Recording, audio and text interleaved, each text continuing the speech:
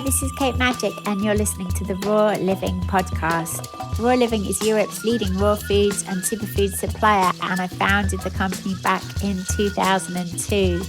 In this interview series, I'm talking to some of the people behind the brands that we offer on our shop to find out what exactly is the ethos behind the company. Not just the ingredients that they use and the processes that they use to create the end results, but I'm asking them other questions like how do they show respect for the environment? How do they treat their workers and their relationship to the farmers who grow the crops? All the companies that we work with are putting huge amounts of dedication and commitment into creating products that are benefiting not just you, but also the whole ecosystem, the planet, the people. And with this series, I'm hoping to show insights into that. When you're shopping with these companies, you're really not just investing in your health, you're truly investing in a better world for us all.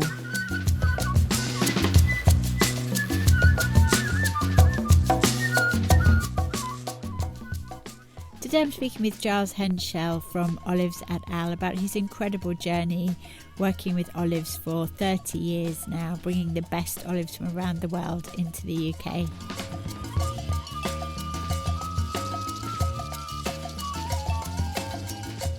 Hi Giles, thank you so much for joining me today. Oh, thank you, Kate. I've been really looking forward to this. Well, you can tell us your story, but I think we discovered your olives, I want to say actually right at the beginning, about 20 years ago of our business. And Oh, crikey. yeah, I've eaten them not quite daily, but regularly ever since. And I really do believe that they're the best olives in the UK. And also, I'd love to get into how most olives are not raw and yours are unpasteurized. Sure. A lot of them are. But you've got a wonderful story. Do you want to tell us the story of how you started? Yeah, okay. So I was in the army for 10 years during my 20s, and my wife Annie was a ballet dancer.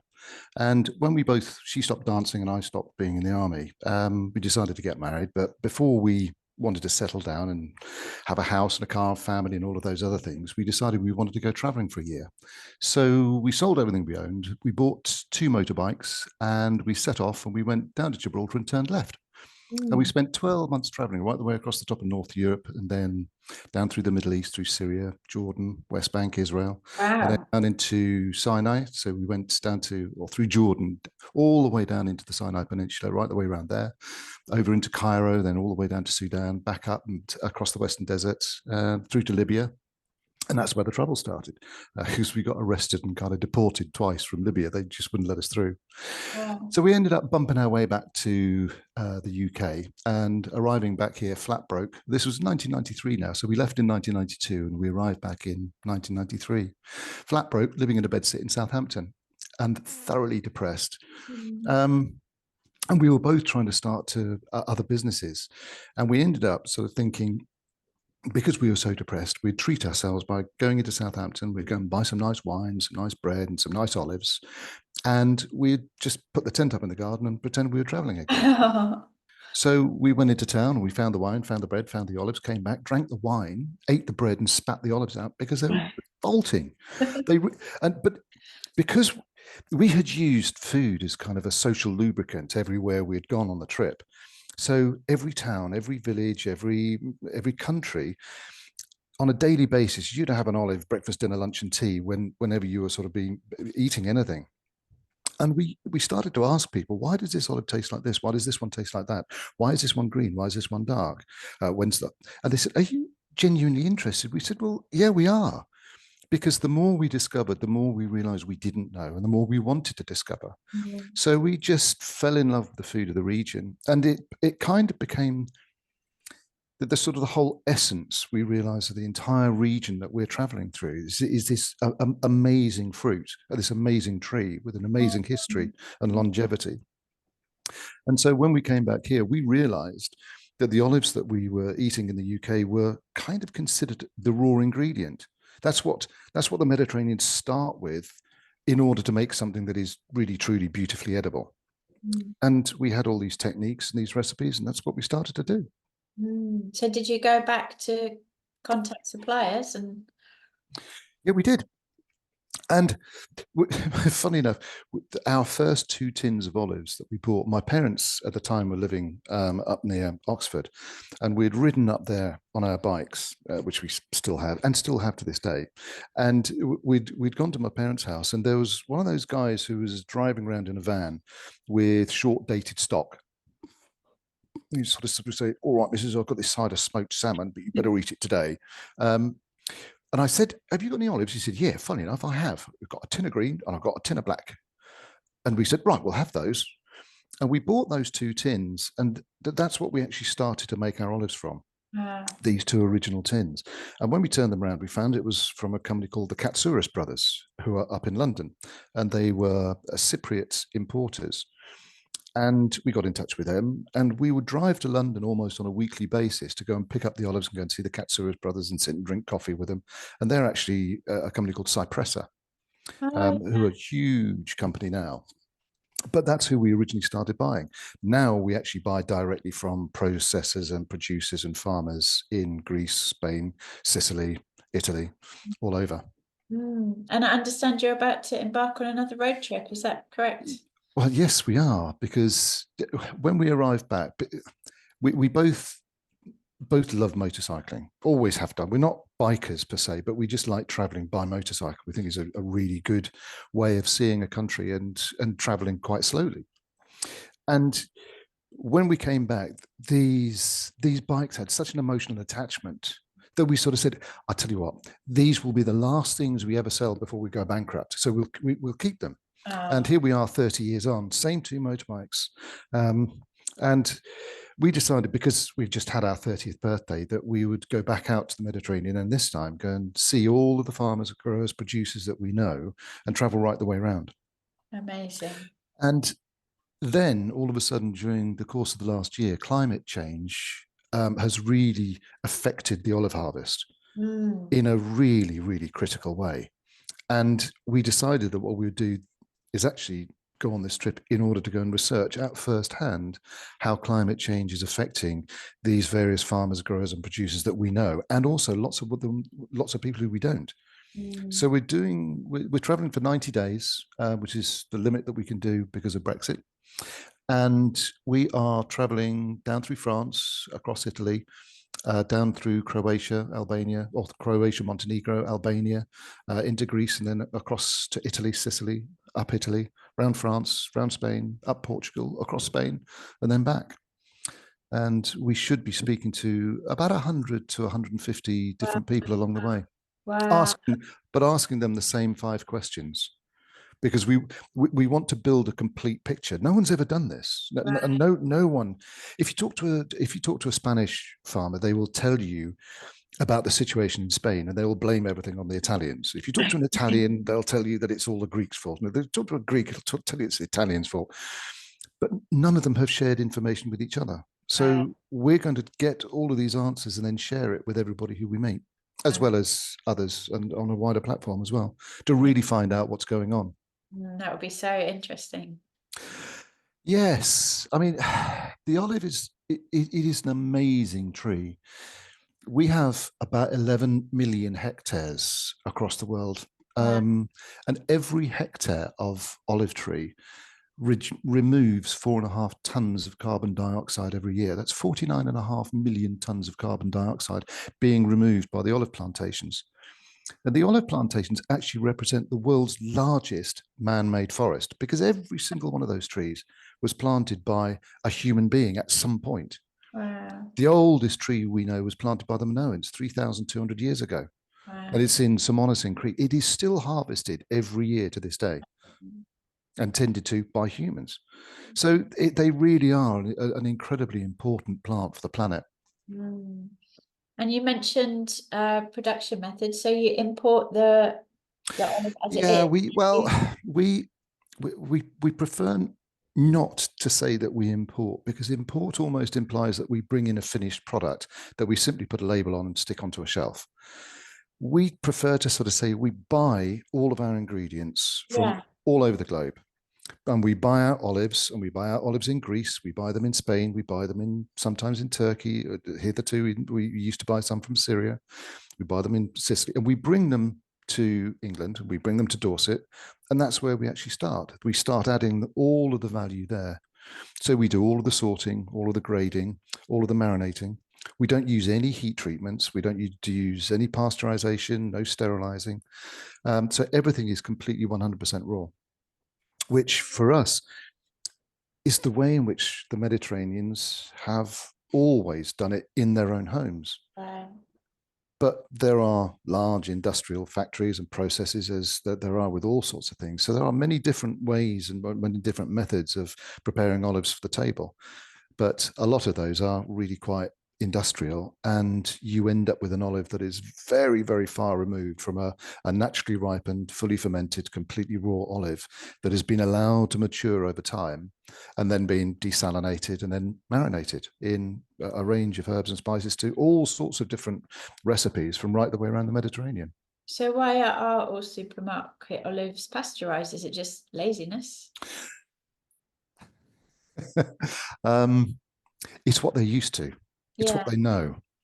It's that they have these things called micro action groups, and they don't realize the fact is that I think that we've had olives that we know about for at least the last 6,000 years.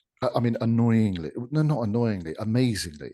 Recently, somebody has discovered some olive some fossilized remains in South Africa, dating back about 90,000 years.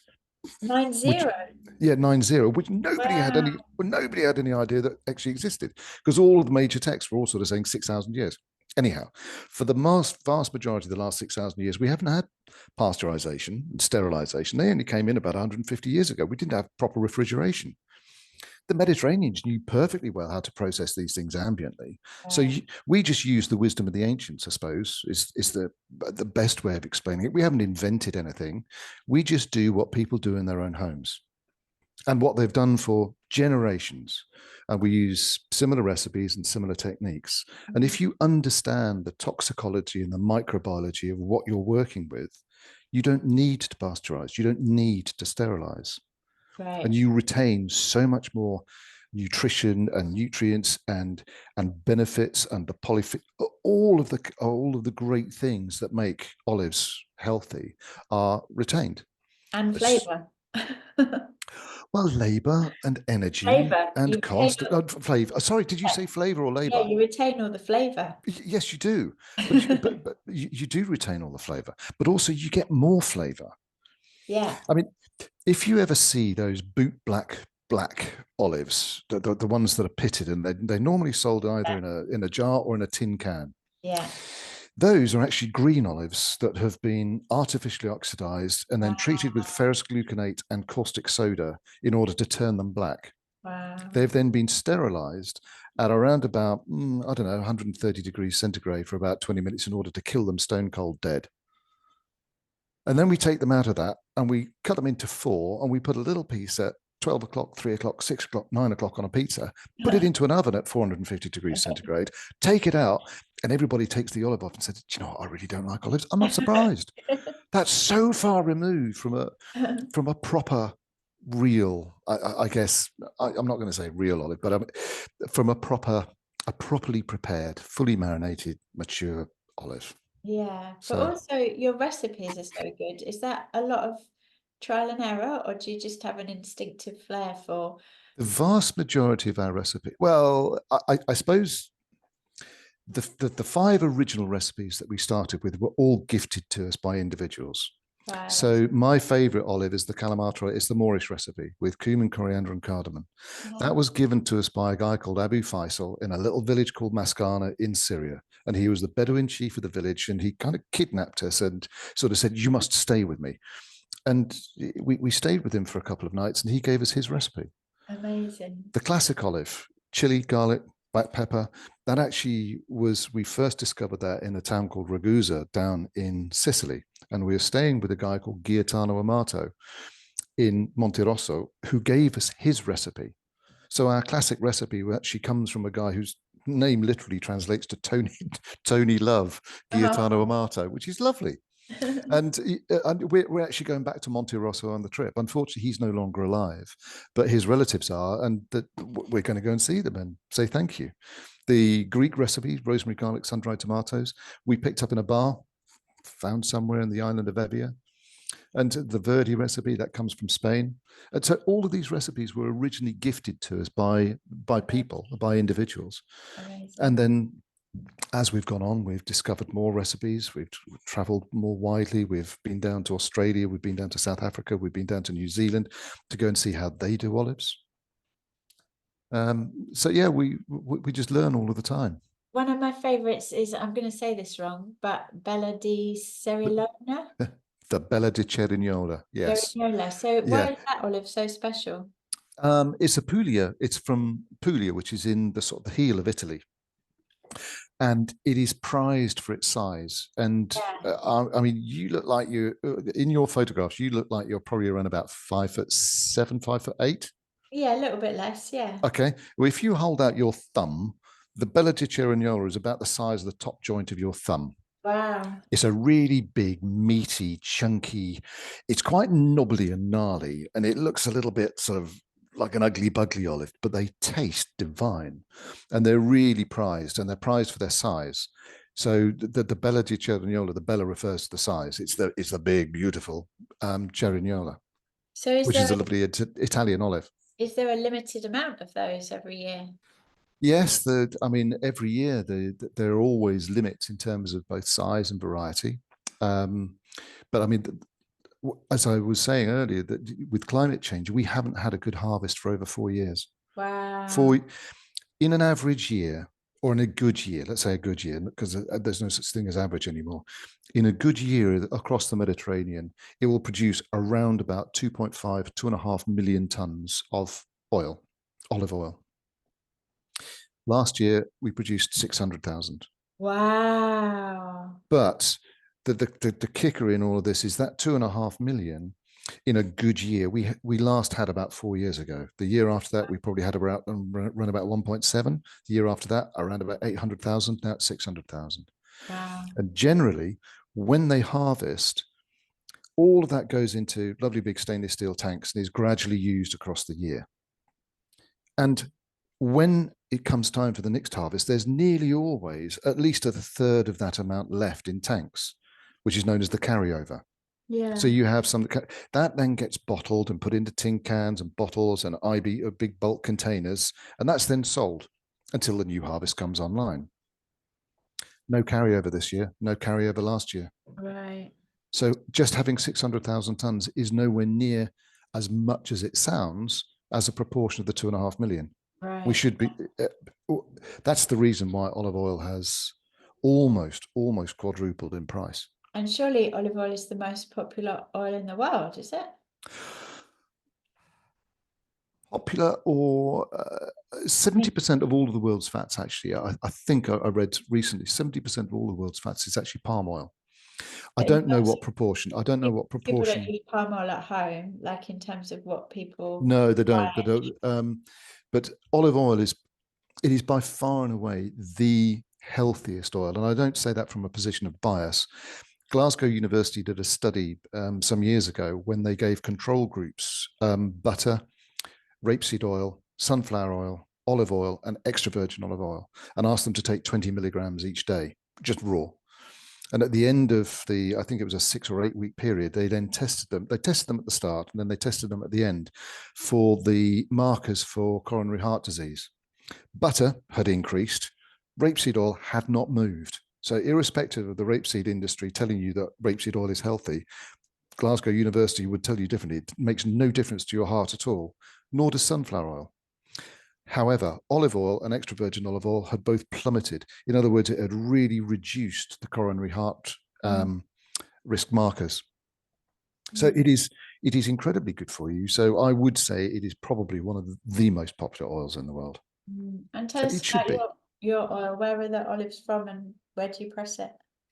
We press it in Extremadura, which is, if you imagine a picture of Spain and you can think of where Lisbon is, and you just come directly into Spain from Lisbon, it's just close to the Portuguese, the Spanish-Portuguese border. Extremadura. It's a region that, if you translated that into English, it means extremely hard. It's a very barren, rugged landscape. And years ago, I met an amazing guy called Fernando Sanchez Mejino y Arias, who has an estate down in Extremadura. And our oil it's a single estate. So that that that sounds that might sound strange, but most olive oil, most supermarket oil, and there's nothing wrong with this. Most supermarket oil would be blended, so it'd be the output of many different farms across many different regions that is put together and then blended so that it will taste the same every single year. A single estate oil is affected by the climate and the all sorts and the ground, and every year it is ever so slightly different. So our oil comes from Extremadura, from one single estate, and it's a blend of three different varieties: Manzanilla Cascareña, an Arbequina, and a Flantoyo. And which is can you explain to people why they should always look for superior category olive oil? yes. So this whole thing about virgin and extra virgin. A lot of people think that the virgin term is because it's the first time it's been squeezed, and it's nothing really to do with that. It's actually because the Greeks believed that the olive tree was so sacred, and this is back in the days of a philosopher called Solon, many thousands of years ago. And they believed that the olive tree was so sacred, so they passed a decree that said that only the pure and chaste could tend to the olive trees. Hence, it was the virgin's olive trees and the virgin's olives and the virgin's olive oil. And that was what categorized it from, was this looked after by the right people? Yes, it was. So it's virgin olive oil. And then nowadays we have categories. So the first time all oil is pressed, if it is completely absent of any defect and it tastes really good and everything else is all good, they will test it. And they'll test it for oleic acid. And if it is below 0.8% oleic acid, it is considered to be extra virgin olive oil. Right. And the definition of extra virgin olive oil is superior category of olive oil produced by mechanical means and not subject to heat treatment. Right. So it can't be, it can, the whole of the supply chain of the olive, right the way through its production process, the temperature can never exceed 27 degrees. Right. So it is, and that is what they would say is cold pressed. Cold pressed doesn't really have very much meaning anymore. Yeah. That likewise, first cold pressed doesn't really have any meaning anymore. What we're looking for is the acidification level, and anything between 0.8 and 2% oleic acid is considered to be virgin olive oil. And anything over 2% is considered to be unfit for human consumption, goes off and is chemically refined, and then comes back onto the market as pure olive oil, or sometimes described as light olive oil. Right. Has absolutely no health benefits, all gone. Right. So stick to your extra virgin or your virgin. Sorry? You can make soap out of it, right? It makes good soap. Yes, it does. I mean, the pomace, that's what they make from the pomace. So when you press the olive, you have three things that you get. You get the oil, you get a vegetable water, which is the sort of just the watery juice from the olive, and then you get what's known as the pomace, which is the pit and the flesh that is left after it's all been squished. That pomace is stored and collected and goes off to particular, very specific factories, the pomace factories that work year round, all day long, 7 days a week, 24 hours a day. And they take that pomace and they press it under extremely high pressures and heat, and they extract the very last vestiges of oil, which is known as pomace oil. Again, no health benefits and no flavor. And that oil is very often, that's the one that gets used for soap. Right, right. Very difficult to make soap from extra virgin olive oil because it's got more chains. Ah, interesting. And let's talk about your deli range. We love your garlic, and your capers are the best I've ever had. Cornichons. Tell us which about capers? Which capers? Capers is it capote? The capote. Yeah, have you tried the lilliputs? No. Oh, the lilliputs. The lilliputs are really weeny. So the capers capotes, yeah, we buy all of these in Spain. That's where we actually source. So when people ask us, what do you do? A quick sort of short and pithy. We create, source, and supply. So we create product, but we also source really good product. Yeah. So hence we source a great extra virgin olive oil. We can't press it in this country, but we source really great capers, really great anchovies, really great cornichons. And we'll be visiting them on the trip. I'm going to go and see them. But the capers capote, you have sort of different grades of capers. You have nonpareil, which are about 7 to 9 millimeters in terms of size, and then you have the capotes, which are slightly larger, and the lilliputs, which is the smallest possible grade, which are much more delicate. So when you're going to put them onto, maybe you're going to make a caper butter to put over a nice dish of, or a nice fresh salad, you want them really quite small. And that's what a lilliput caper is perfect for. Mm. Caper capote, great for chopping up and adding a real depth of flavor into all sorts of things. So why do you think yours are the best? It's the sourcing and it's what you do with them. Yes, I tend to think that it's the way in which we source. We don't just buy the first one that we come across. Right. And I think the difference with us is if you talk to a Spaniard or to somebody in Spain, they will tell you all about Spanish olives. And they know Spanish olives, of course they do. They know a little bit maybe about Italian. If you talk to an Italian, they know Italian olives inside out. If you talk to a Greek, they know Greek olives inside out. If you talk to us, we've actually worked in Spain, in France, in Italy, Sicily, Tunisia, Libya, Algeria, Morocco, Peru, Brazil, Argentina, South Africa, New Zealand, Namibia. We know all of those places. We know their products, so we know where to source the best ingredients for the particular application that we're looking for. So it's not just here's a caper. No, we try and be as considered as we can. So I don't know whether you've ever had any of our nuts. We roast nuts, and we roast a variety of almond. And the variety of almond that we've chosen is slightly ridged. There are other almonds, like a Marcona, for example, that are really nice and smooth. The reason why we use the one with the ridges on is because when we roast it and tumble it, it traps more flavor. It holds more flavor onto it. So all of the things that we do, we consider the right ingredient for the right purpose. And I think we're quite unusual in doing that. Right. And we like to keep our ingredients as authentic as possible. We like to keep our ingredient paragraphs as short as possible. If you think about a supermarket sandwich, or a sandwich that you might buy when you're out and about somewhere, and you think about the ingredient paragraph that you read on that, it's immense. Yeah. Well, you go and have a look at one of our dressing recipes and you'll find 4 lines. Right. We use the minimum amount of ingredients. Nothing is over-engineered. We don't use artificial flavorings or additives or preservatives because we don't know how to, if we're honest. If you want to make a mustard and herb dressing, get some mustard, get some herbs, and make a dressing. Amazing. It's not putting artificial flavors and sodium benzoates or potassium this or just bisulfite of that. We just don't use them. Yeah, amazing. Well, I'm sure we're all wishing you well on your journey. It's been so fascinating to talk to you. Are you going to be sharing your journey? Can people find it anywhere? Yes, yeah, they can. You can go on to olivesdetal.co.uk, and if you just go and look at stories, you will find we will be putting regular updates on there. And if you follow us on Instagram, you'll see the odd video and the odd picture going up on there, and the same on Facebook too. Amazing. Giles, thank you so much. We so appreciate your no, thank you, Kate. It's been so lovely to talk to you. Thank you so much. It's been great.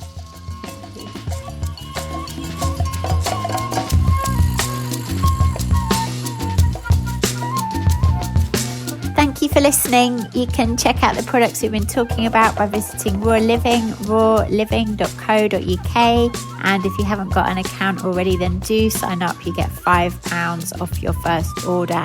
And also, please do like, subscribe, and share this podcast. It really does help.